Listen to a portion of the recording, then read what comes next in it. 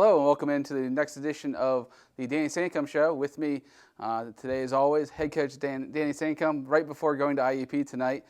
So tough test, but thank you for taking the time here before hopping on the bus and making the short trip up to IUP. No problem. Thanks for having me. So it's been a while since we've last talked. We'll just basically run down the list of the games since the last time, starting with Lock Haven, a game out there on the road, a tight win, 78-74. What was your just thoughts on the game as a whole? Looking back on that game now a couple weeks. Pretty consistent to, I think, who we've been thus far this year. We played really well for a period of the game, and then there was a period of the game we didn't play particularly well, and we were able to hold off at the end and make enough plays to get the win. But it was a struggle down the stretch for us for sure. Good teaching moment, always a little bit easier to teach after a win, but we made some mistakes down the stretch that we need to clean up when we're playing in close games down the stretch, and I think we will moving forward. Yeah, looking back at the play-by-play from that game, had about a 14-point lead with 15 minutes left. I'm feeling pretty comfortable, but then Jordan Gessner and Colin McAdams both pick up a fourth foul with about 90 seconds left in the game. And with the bench being what it's been all year, pretty limited options there. How much of a challenge is it for you for a coach knowing if this game goes into overtime, these guys pick up an extra foul, I'm going with a really limited bench to work with in that kind of scenario? Yeah, knock on wood. We've been fortunate this year to have such a young team, but to limit our silly fouls, so to speak, and to lose a player like Colin and Jordan, if they foul out, it makes our bench, that is mandated that they're going to have to go out there and play. So we're going to put somebody that's very inexperienced out there that is a little bit behind those two guys. So we worry about that. I think if we can put our guys in the bench at the right opportunity, they can be successful. And we try to find that during the game at some period because we got to get our guys a little bit of a rest. And I think the 14-point lead shrinking down is due to a little bit of fatigue as well. I think that played a little bit of part in it as well. Okay, looking back at last Wednesday, making a short trip to UPJ, an opponent and a coach in a venue you're quite familiar with. What's it been like seeing Coach Rickovino make that jump from the Mountain East, then the Wiviac, to PSAC and still doing what he's done so well for so many years here? Yeah, good friend, great coach. They really hard to guard, pass the ball well, always have a good skill set. And he's the type of guy that his teams are always similar. He's going to recruit a specific type of player, and they play systematic basketball, and they're very good defensive team as well. So we knew it was going to be difficult. We were playing for a lot, though. It was a big game for us because if we won, we could have had a tie there for fourth place, I think it was. And we didn't play particularly well that night. I was a little bit disappointed. I felt like we played very well for about the last 4 weeks of the season. It kind of brought me back to our trip to Millersville in Westchester, where I just didn't think we performed very well. And Pitt Johnstown was ready to play because it was a big game, and they jumped on us early and often and kind of put the game away early in the second half where we really didn't have a chance to win the game. Yeah, you said they got on you early there. They started the game on a 12-0 run, but in that game it also led to Cal shooting 31 three-pointers. Cal can shoot the three, but you don't really want to shoot 31 three-pointers in a game. But when you're that deficit, you're sort of stuck in that position to look for those kind of shots. Yeah, and that's what they do well. They play a pack line defense. They make it difficult to drive, and they kept us on the perimeter and really forced us to take the threes that we did. And 31 three-point shots for us is just too many. That's not a recipe for success for us. Yeah, the Mountain Cats last year graduated a pair of first-team all-conference players, and they got 3 freshmen in the starting lineup, and Cal had 2. What's it say about the West with those two teams being so young with 5 freshmen? And again, if Jermaine Hall's starting, you're looking at 6 freshmen starting in that contest. Yeah, I think it says, a bright future. Obviously, they're winning games currently. They've got a good mix of players, and they got talented players. Their freshmen are very good players, and the future's bright for them. And I think, with us, our future's bright, though. When you look at it, maybe the record, we want it to be better. But we've played so many young guys this year, and they've battled thus far. And, when you're playing games with 6 and 7 guys, it's difficult, especially when you're having, 3 freshmen, 2 sophomores, and a junior play. It's been interesting this year. And then basically looking at you played at UPJ last Wednesday, you're like, okay, go back into playing Saturday against Seton Hill. Then the winter storm advisory comes through and changes all the plans. What was it like for you telling your guys, okay, we're shifting everything around a couple days back. We're still playing Seton Hill, but now it crunches the time frame of how to game plan for IUP? Yeah, it makes it a little bit difficult this week. You know, it's nice to get the rest, a few extra days before you play, but on the back end now, you're going to play 3 times in a week, which is difficult for everybody.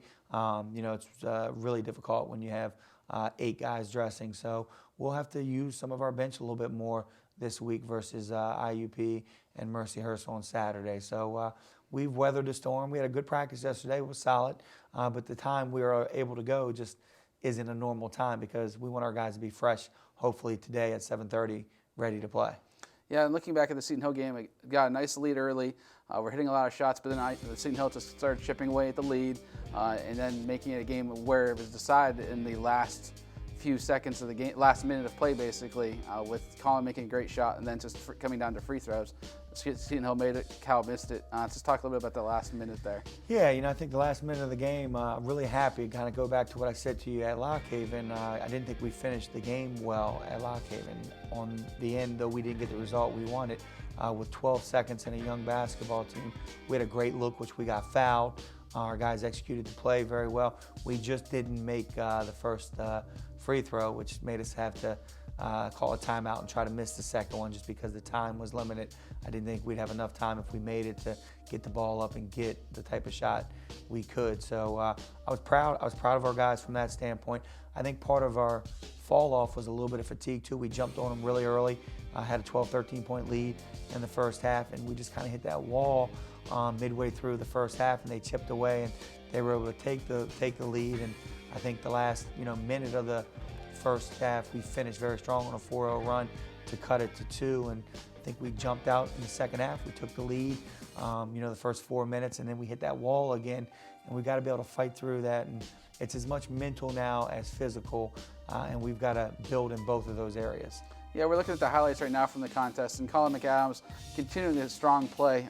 In that game, he finished with 17 points and 9 rebounds. But even the game before, he had 20 points and 17 rebounds, including a handful of offensive against UPJ. What's it like for Colin having to step up with Jermaine Hall out, being the one post present, now stay out of foul trouble as best he can, but still impact the floor both offensively and on the glass? Yeah, and Colin's really stepped it up this year. We've asked him to play out of position this year to be our 5-man. He's a 3-4, to be honest with you, but he battles every day. His work ethic is great. I've enjoyed coaching him so much this year because he brings it every day. What you see out in the games, him battling play after play, is what he does in practice. And he's playing more minutes than he should this year, but it's really going to help his development as a player as we move forward because he's just doing a little bit of everything. He makes the open threes. He's really hard to keep in front. He's just really tough matchup. And then he rebounds the basketball very well, and he distributes the ball when he needs to. He's a good passer as well. So we're really excited about him this year, and we think his future is very bright. And in the game against Seton Hill on Monday, Zion Collins led the team with 23 points, just finds a way every game to get in that rhythm and get a bunch of shots off right in a row, and he keeps making them at key times. Can you just talk about what he means for the team offensively at this point in the season still? He's been awesome too. Zion is he fills the box score every night, and he's a player that doesn't need to score to impact the game. He can block shots, he can rebound, he can get easy shots for his teammates. So he's very, very talented player, and he's really played great for us this year as well. Those two guys has been as good as any freshman in our league this year, and they've been consistently up to this point. They've been very consistent where we're expecting them to produce, and they have at a high level. His shooting is improving. He's working at that, but his ability to get in the lane and finish with his length is what his bread and butter is, and he does that very, very well for a freshman. Yeah, you referenced Zion and Colin there. Colin actually just named PSAC West Freshman of the Week on Tuesday for the second time this year, so it gives Cal 4 Freshmen of the Week so far this year. It just talks about the youth on this team. We'll take a quick break here, and then we'll preview tonight's game against IUP and also look around the league, both in the PSAC West and the upcoming schedule.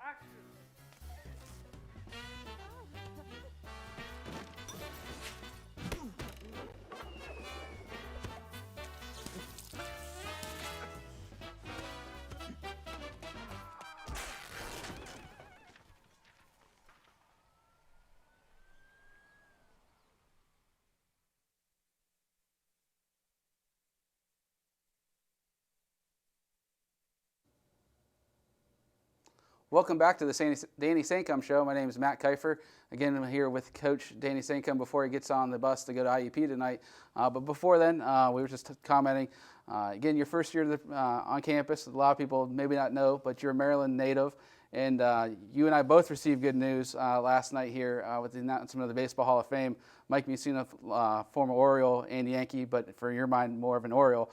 Can you just talk a little bit about what you remember about Moose and also about being from Maryland, the teams you rooted for growing up down there? Yeah, absolutely. You know, Mike Mussina was great for the Orioles, and I hope he goes in the Hall of Fame as an Oriole because he was outstanding with them. I know he won a championship with the Yankees, but he was just a staple night in and night out. You knew he was going to pitch very, very well. He pitched on some bad teams and won 19 games, 18 games pretty much regularly on teams that struggled to finish above 500. And he was just great. I remember getting his autograph when I was younger, and you know, he was just a great Oriole. When you think about the great Orioles, you have Jim Palmer, Brooks Robinson, Cal Ripken. You know, Mike Mussina should be thought in there with Frank Robinson, and we're really excited, obviously, that he's going into the Hall of Fame, and he's very deserving of that. Yeah, Mussina, for those who don't know, the PSAC has ties to it, being from Williamsport. So he's a Pennsylvania native already. He's in the Little League Hall of Fame, but also his son, Bryson, is the starting quarterback at Shippensburg. So an interesting tie in there to the PSAC with Mike Mussina being a native of the Commonwealth. And also, the blue today is not necessarily for Roy Halladay going in as a Blue Jay fan, but again, it doesn't hurt either as well. So it's pretty nice to see Doc. Again, unfortunately, he can't be there to see it. But again, Roy Halladay and Mike Mussina both made their nights a little bit easier last night, seeing them get the call for the Hall of Fame. But tonight, back to the action. IUP comes in at number 4 in the country, year in and year out. Coach Lombardi has them up there at the regional level and national level. May not have faced them much in the past since he's been there, but what have you seen from the outside before joining the PSAC, the kind of program the Crimson Hawks have?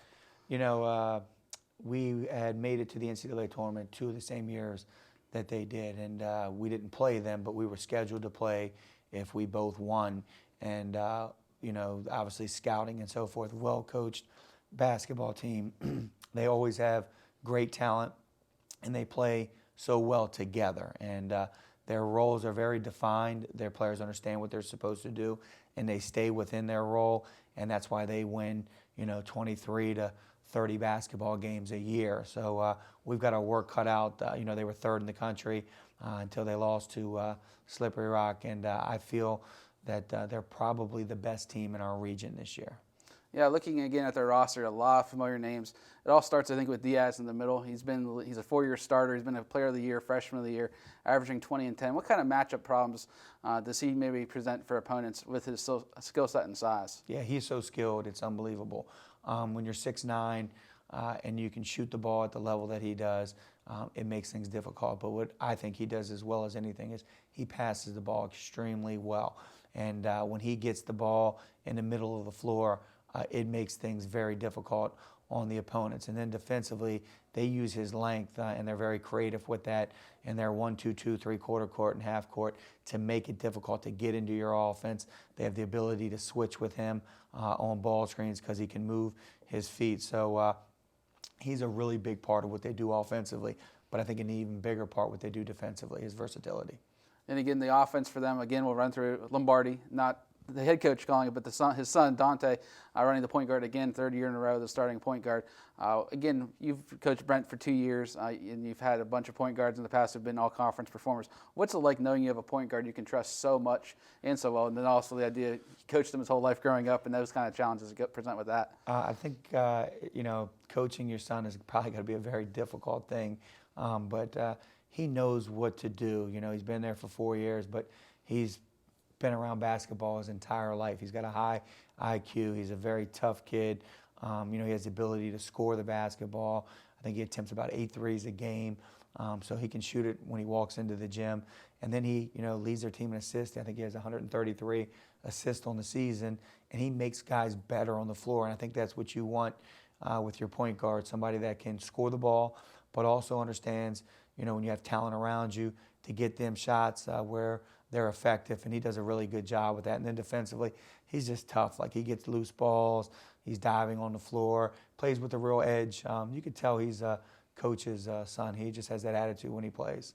Yeah, another player who's in the lineup now, he was their sixth man last year, Malik Miller. Between him and Lombardi, they combined for 93 pointers a game. And for a team that plays zone because of the bench, like we've discussed before, what kind of challenges does that present for you with Diaz still being able to take it into the inside and shoot from the outside as well? Yeah, that presents a lot. Miller can score the ball as well. He's an efficient player on the perimeter that can do a lot of different things. So he's a tough matchup. So, their ability to shoot the ball, when you're on defense, you want to limit space. That makes it very difficult because you have to respect those two guys when they're shooting the ball. So that will leave some areas for some guys to cut. And we've got to be very active, pressure the ball, make passes difficult, and try to keep the ball strictly on the perimeter. I think that's, if we're going to experience any success, that's what we're going to have to do. Okay. Before tonight's action, let's take a look at the current PSAC West standings now, since everybody's actually played their game from the weekend. You see IUP and Slippery Rock tied at the first place there. IUP was rolling undefeated overall until the Slippery Rock loss. Cal's already seen Slippery Rock. Till, again, one of the top players in the league, and proving why he's going to be an All-American candidate the way he's playing, even though he's injured right now. But then Mercyhurst and UPJ both tied for third at 6-4, and then Gannon and Cal right there 5-6, 4-7. With 6 teams making the PSAC, you want to get a nice, comfortable lead there at the 6th spot. But again, the young team just taking every game you can. I'm sure just working one game at a time instead of looking to see, counting ahead of, okay, here's this team we got to play Mercyhurst on Saturday. You're looking straight ahead right at IUP tonight.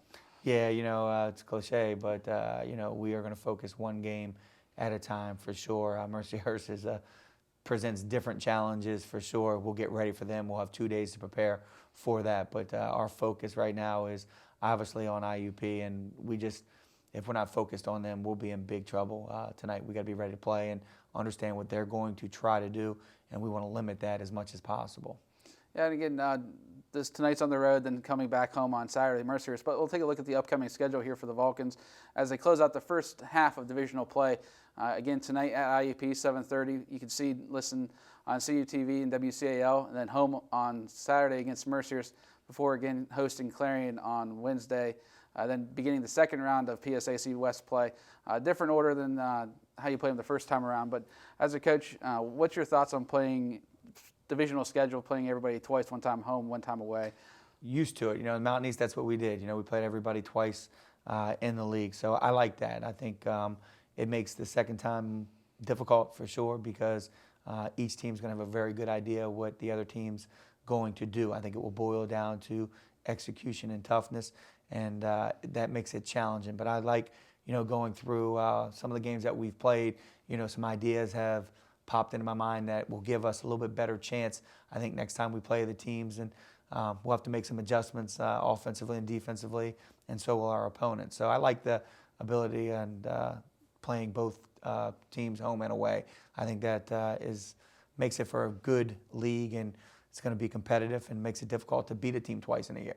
I think it's also interesting, too, by playing home and away, you get a chance to see every venue. So come tournament time, if you do have to make that as a 6 seed, you travel up to the 3 seed, something like that. It's already a venue you've played at least this year once, so you don't have to go somewhere new, especially with all the freshmen and yourself being to different arenas for the first time. It's got to give you at least some confidence and some of these. You get a schedule and routine of, okay, this is how long it takes to get there. This is where the locker rooms are. This is where post-game's going to be, that kind of thing. Yeah, which has been different for me this year. We're going into gyms, and we're relying on guys that played last year. We don't have a lot of them, but I think the locker room's here, and we're trying to figure all that stuff out. So you're right. Going through it will make it easier if we are fortunate enough to make the tournament. We have to travel somewhere, and we've played there. I think anytime you're in a situation that you've been somewhere before, it makes it a little bit easier. Okay. Well, Coach, great. Thank you for taking the time again today. I know you're going to have a busy night and a late night traveling up to IUP, number 4 in the country, Crimson Hawks. But again, you can follow all the action tonight, 7:30 on calvulcans.com with links to WCAL and CUTV feed, plus live stats from IUP. For head coach Danny Sancomb, I'm Matt Kiefer. Thanks for watching.